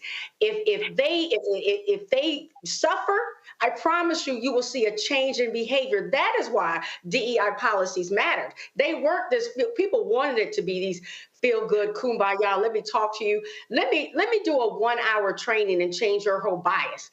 No. I mean, some people, you know, if they will work their lives to change, but that's not what it's about.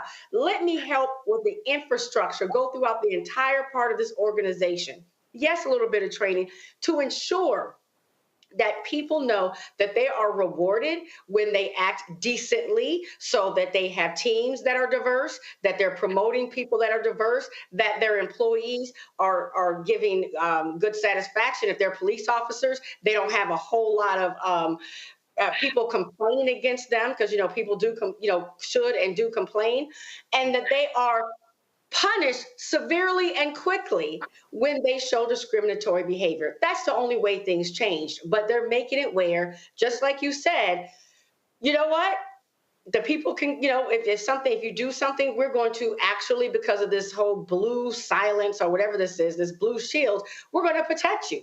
We're going to make it where those men are probably going to work every single day.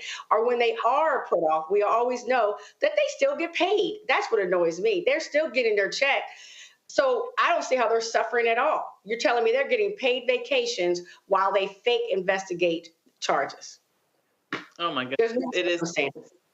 Absolutely. It is so frustrating. And to bring you in one more time, Dr. Mustafa, when we're thinking about just moving forward, and once again, all that is at stake, because this to me is, once again, it is part of what is at stake in this next election. I think you alluded to before that it's important when we think about elections, not just to think about federal elections. We have to think about what happens at the state and local level. And when we think about policing, when we think about prosecutors and all of those things, it really shows the importance that people need to put on, yes, voting at the top, but voting all down the ticket, because they all impact our lives in very, very powerful ways. Yeah, I mean, our vote is so incredibly powerful. When we had the attorneys that were on, one of the questions that I thought would be interesting is to actually ask, when that affidavit was being pulled together, who's the judge who signed off on it? What was the information that was shared with that judge to make whether he or she make the decision to say, okay, go ahead? And that's tied to our vote, because in many instances, we determine whom the judges are, or who the mayor is, or who are the individuals who are going to place people in those various positions. So we've got to realize that we have so much power. I know folks are busy. You're trying to put food on the table, keep the lights on.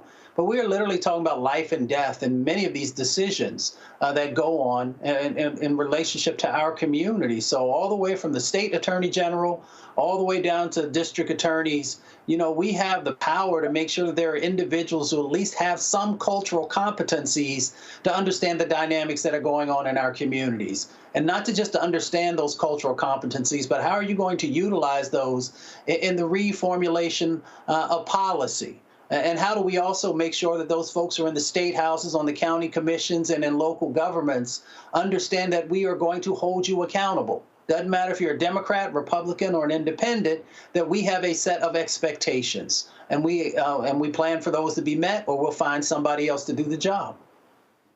No, I think that is an important thing that we all keep in mind. We actually have the power to make sure that we have people in office at the various levels who will fight for justice. And if not, we can kick them out, as long as we have a democracy. As long as we have a democracy. That right there is the critical piece. With that said, we're going to take a quick break here, but we'll be right back with Roland Martin Unfiltered on the Black Star Network. See you in a second. When you talk about blackness and what happens in black culture, we're about covering these things that matter to us, speaking to our issues and concerns. This is a genuine people-powered movement. There's a lot of stuff that we're not getting. You get it, and you spread the word. We wish to plead our own cause. Too long have others spoken for us. We cannot tell our own story if we can't pay for it. This is about covering us. Invest in black-owned media. Your dollars matter. We don't have to keep asking them to cover our stuff. So please support us in what we do, folks. We want to hit 2,000 people, $50 this month, raise $100,000. We're behind 100,000, so we want to hit that. Y'all money makes this possible. Checks and money orders go to P.O. Box 57196, Washington, D.C. 20037-0196. The Cash App is $RM Unfiltered. PayPal is R Martin Unfiltered. Venmo is RM Unfiltered. Zelle is RolandS.Martin.com. Hi, I'm Jo Marie Payton, voice of Sugar Mama on Disney's Louder and Prouder Disney Plus, and I'm with Roland Martin on Unfiltered.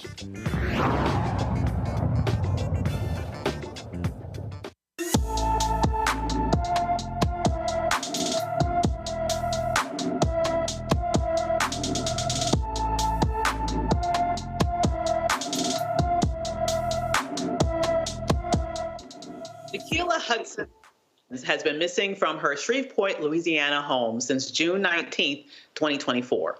The 16-year-old is 5 feet 4 inches tall, weighs 260 pounds with black hair and brown eyes.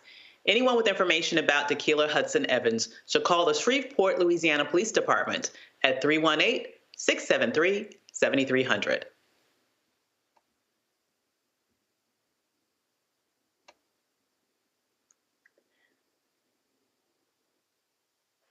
According to the American Association of University Women, the wage gap for Black women compared to non-Hispanic white men is 66 cents for every dollar paid. The National Women's Law Center said that this wage gap will cost a Black woman working full-time nearly $900,000 over a lifetime. This gap continues to widen year after year, impacting how Black women financially support themselves, their families, and their future goals. With more than 80% of Black mothers as the sole breadwinner, co-breadwinners, or primary breadwinner for their households, and an equitable salary means the financial well-being of a whole household is at stake. Today is Black Women's Equal Pay Day, and Gloria L. Blackwell, CEO of the American Association of University Women, joins us from Washington, D.C. to discuss what is being done to ensure Black women get their fair pay. Hello there, Gloria. Wonderful to see you. It's great to see you as well. Thank you so much for having me here. Of course. I had to have you on because you guys do such great work at AAUW around the wage gap, and particularly with showing some great insight on Black women around this particular key issue. Now, as I just mentioned, we're still behind. We have to work all the way up until, July 9th of 2024 to make what the typical white male made at the end of 2023. Are you getting tired of these statistics? I know I sure am. What the heck? I certainly agree. You know, when we talk about equal pay days, it's not so much just about, oh, you know, people have to work until a certain day to earn the same amount, right, that a white non-Hispanic male made as of December 31st of the previous year. You know, when we talk about it, we really need to talk about it more comprehensively, because it's not just about that day. It's about how the impact of getting to that day transitions into an impact, as you mentioned, on the career, on the retirement, right, on the ongoing ability for Black women to support their families, to contribute to the economy. And, you know, if we're talking about the pay gap now and the level that it is, research tells us it's going to take over a century for that pay gap to close for Black women. And I don't think that anyone would agree that we need to wait another 100 years or more to earn a salary that is justified based on our educational accomplishments and based on what we have done throughout our career advancement. So I think that, you know, Black Women's Equal Pay Day is just another one of those days that we have to elevate to bring attention to the fact that there is that racial and gendered discrimination that is continuing to be perpetuated throughout our workplaces. Absolutely. And when you really think about it, what particularly infuriates me about these statistics is the fact that even though we only make about 2/3 of what our white male counterpart makes, we actually have the highest labor force participation of all women in America. And that's been the case ever since they've been calculating that statistic. So we work harder, but we continue to be paid less. When you think about that, what do you think we need to be telling Black women in order to be able to finally break through and to advocate better for ourselves so that we can get a little bit closer to be paid fairly? What do we need to be fighting for? Right.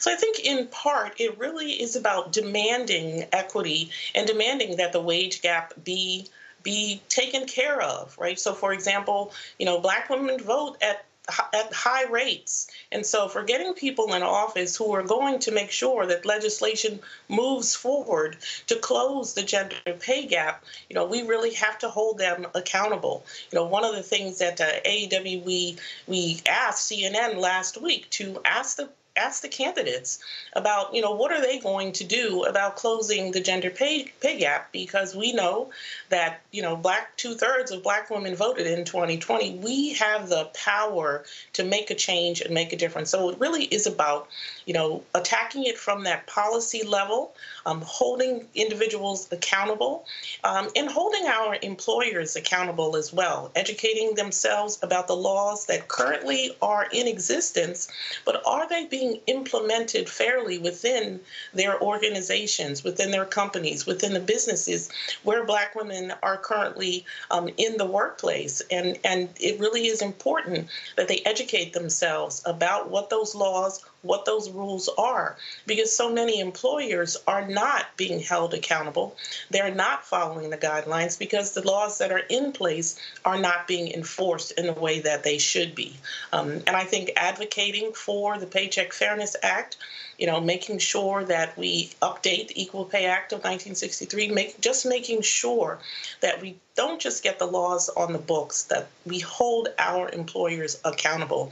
And Black women really need to educate themselves. They can go to our website and see so many ways that they can advocate, that they can send those messages to Capitol Hill, to the lawmakers, and to really make sure that they're doing all that they can to have people understand that laws exist. They need to be implemented so that the racial and gender discrimination that impacts Black women so disproportionately is taken care of and is also just rendered to zero once and for all.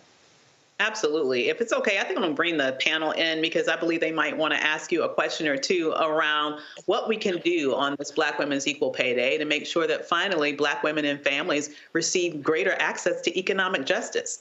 Let us see it. Can we bring the panel in as they're bringing them up? Perfect. So I want to start with, I'm going to start with Randy. We're going to let ladies first, okay, since this is Black Women's Equal Pay Day. What question would you like? You know, being in the field of DEI, I feel like I'm sick of talking about this subject as well because it's so It should have just changed a long time ago. How do you feel about, people always are pushing equal rights for women and equal pay for women, and we don't make as much as white women. And since we are supposed to be, this united front, I'm always hearing about women's rights. How do you feel about organizations that don't spell out and make clear that within, our group of women, Black women do not make as much as white women, and so it's a whole separate issue. Yeah, I think that's a really great point because, we are a member of, so many coalitions of gender-based organization and those that are fighting for women's rights and equal rights. And we actually take the opportunity to bring everyone comes together to talk about these equal pay days, because it really is important that we elevate the fact that while so many of these organizations, do have a focus on women overall, we really have to make sure that we're lifting up women of color. And so when we got together talking about Black Women's Equal Pay Day, we can't continue to talk about just women overall. We can't keep pretending that all women are going through these same injustices at the same level. So elevating, what these figures mean for Black women, what these figures mean for Black and brown women overall really provides a level of education so that people understand, you can't just toss the term women out there. You really have to be very specific about the racialized component and the racialized injustice that has that incredible impact on Black women. Because like you, it's something that no one envisioned that we would continue to be having the same conversation, year after year after year, with that gap only closing in the past 20 years, 5 cents, between that of white non-Hispanic men. And so it's taking so long. Black women are earning degrees at higher rates and higher levels, but we are not gaining the benefits. So education has certainly not been the great equalizer. That is a great point there. Dr. Mustafa. Yeah, well, I'm curious how you feel about a couple of these points. One, I think that I, as a Black man, have a personal responsibility when I make it to the top of an organization or moving up in the higher levels of an organization, that I'm not only aware of this, but I'm also taking action to make sure that we're equaling out the pay. The second part of that is you had mentioned before sort of around accountability and enforcement of existing law. I'm curious, based upon your years of experience, why do we still continue to fail in that space? And are there additional things that we should be educating folks on so that they can push and get engaged in the fight? Great. Well, I think part of the issue around the fact that so many states have enacted pay transparency laws and are trying to, ensure that we're not asking for, there are salary history bans that have been put into place. So many of the incredible issues that have been put in place that we have been fighting for, right, to ensure that we are going to, really chop down some of these factors that add incredibly to the pay gap and its ongoing, the way in which it's continuing. But when we think about employers, the key is that employers are not held accountable. We know that, for example, when people are coming to them and saying, this is the law that you should be doing, or I shouldn't be punished for talking about my compensation or my salary. There's so many things in place that people still get penalized for. And I think the challenge is in educating employees about these compensation laws and these compensation practices and holding the employers accountable. But it really is about within your particular company or organization, really finding those allies who can be with you so that you're not approaching it alone. Because it's not just about you, it's about ensuring also that everyone is treated fairly. And I think for most workplaces, you see that people are still penalized for sharing their salaries when they shouldn't be. That people aren't being paid fairly, and they're really afraid. And in particular, people of color, when they step up and want to have these conversations and confront their employers, they are penalized in ways that people who are not people of color are not. And so, non-people of color can get away with it, but Black people can't.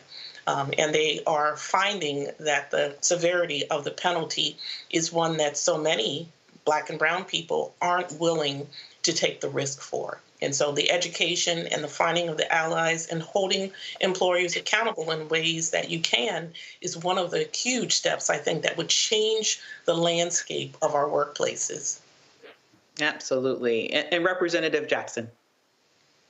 Ms. Blackwell, appreciate your work in this space. And as a father of 4 daughters and 3 sons, I always advocate and champion that I want my 4 daughters to get paid at the same rate as my 3 sons.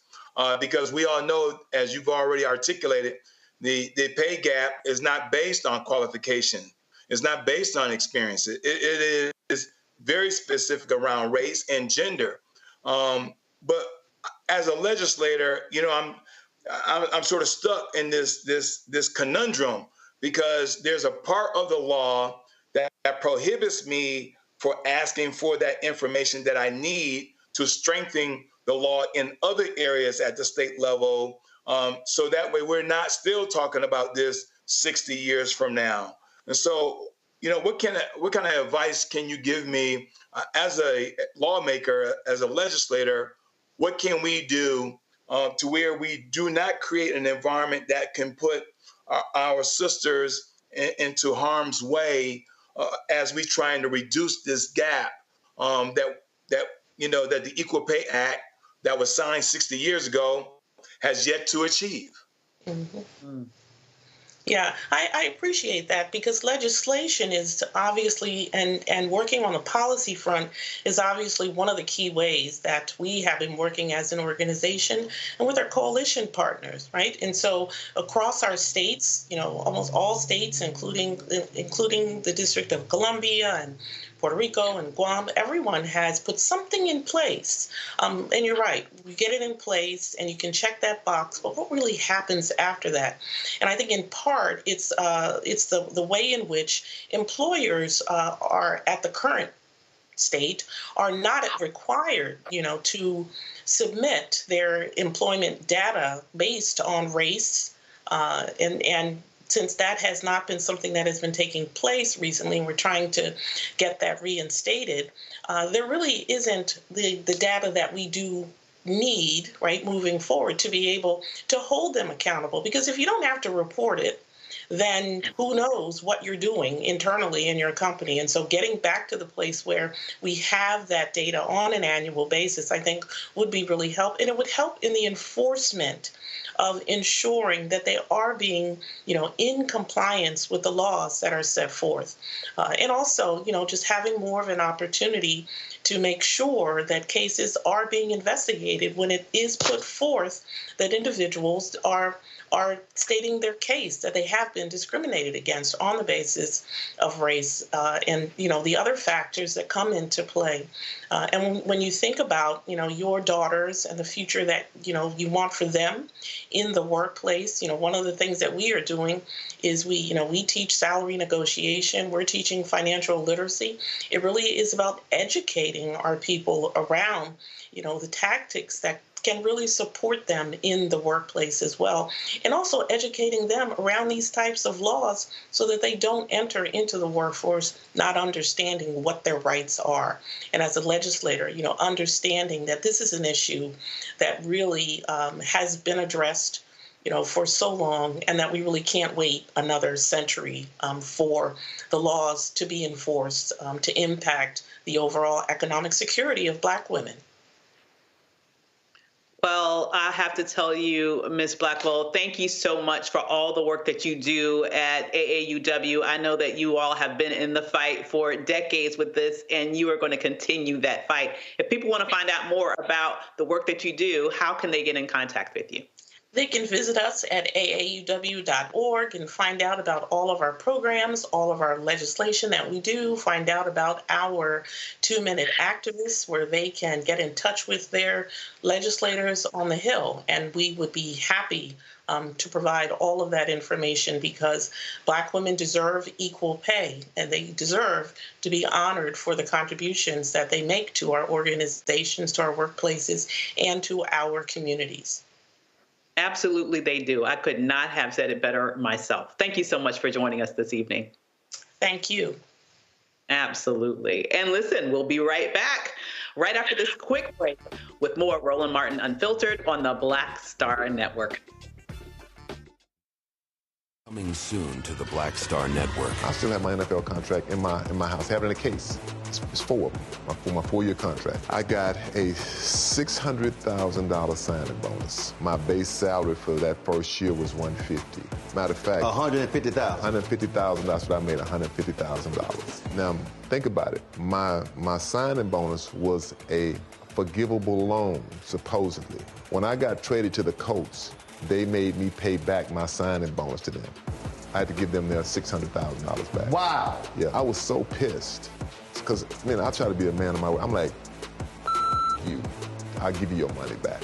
You know, even though I know I earned that money, right. I gave them money back. I gave them $600,000 back. But yet, I was this malcontent. I was a bad guy. I'm about the money. It wasn't about the money. It was about doing right. Because I looked at, because you look at contract. Look at John Elway. John Elway was making $1 million, $800,000. I was making $150,000. I mean, I was doing everything. And I'm like, but yet I was, man, I got so many letters, you so I just play for free and all that kind of stuff. I mean, you don't forget that kind of stuff. Right. That stuff is hurtful.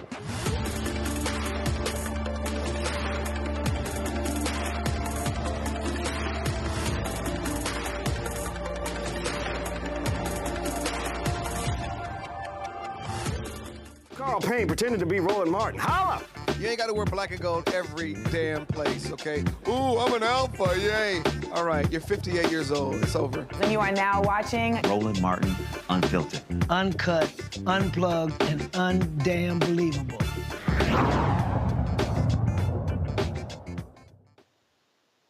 We told you Monday about Roland attending the Netflix premiere of Beverly Hills Cop, Axel F in Los Angeles.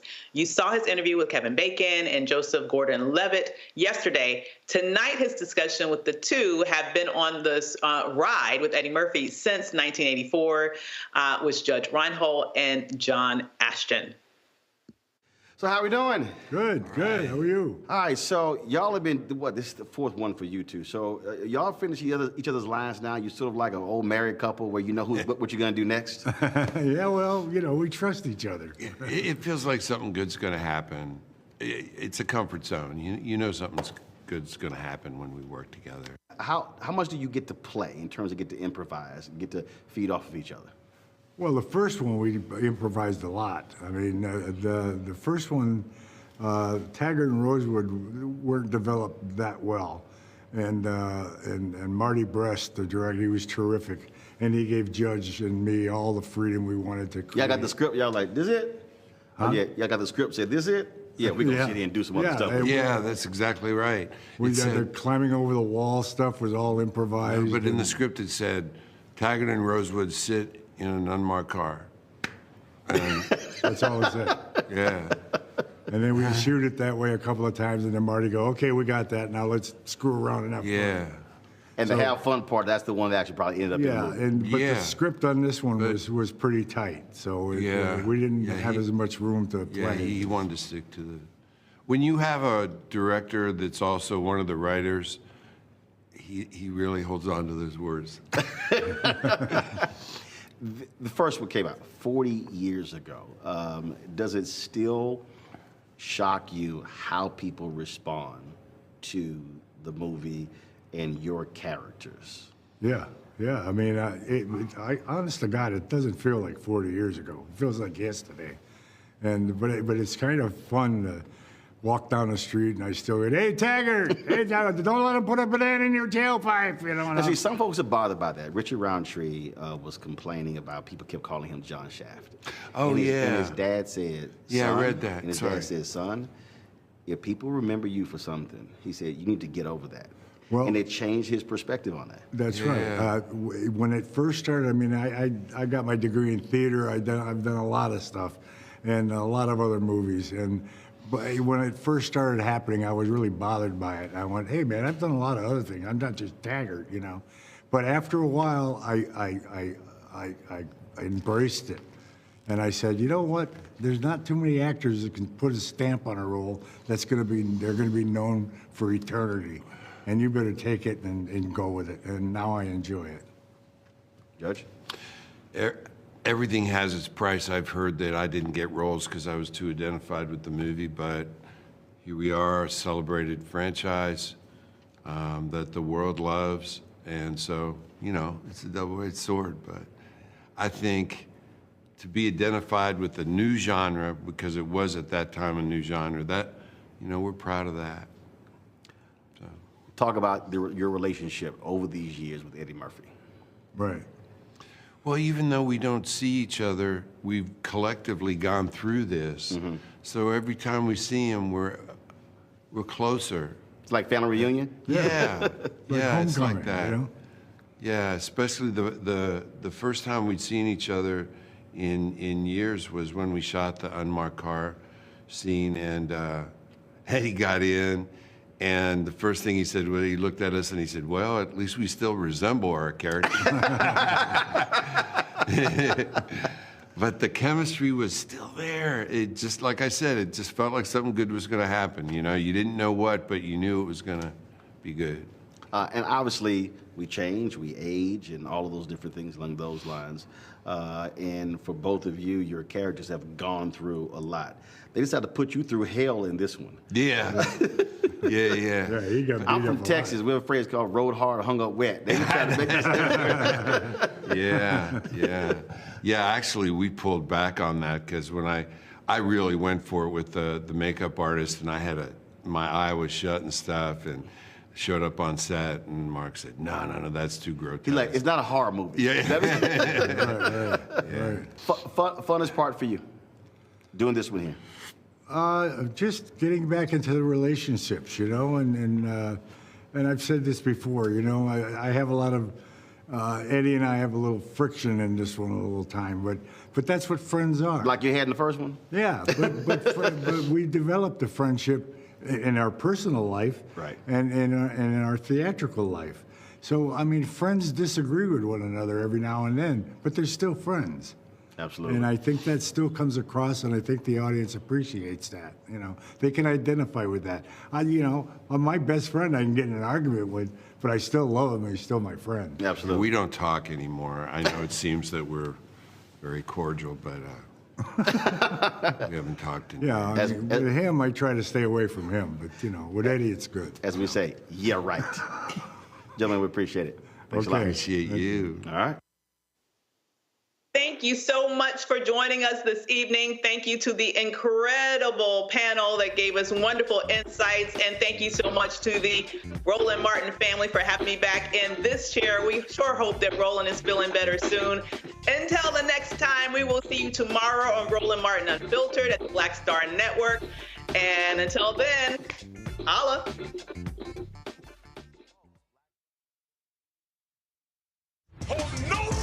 I'm real revolutionary right now. Support this man, Black Media. He makes sure that our stories are told. Thank you for being the voice of Black America, Roland. Stay black. I love y'all. All momentum we have now, we have to keep this going. The video looks phenomenal. See, there's a difference between Black Star Network and Black-owned media and something like CNN. You can't be Black-owned media and be scared. It's time to be smart. Bring your eyeballs home. You dig?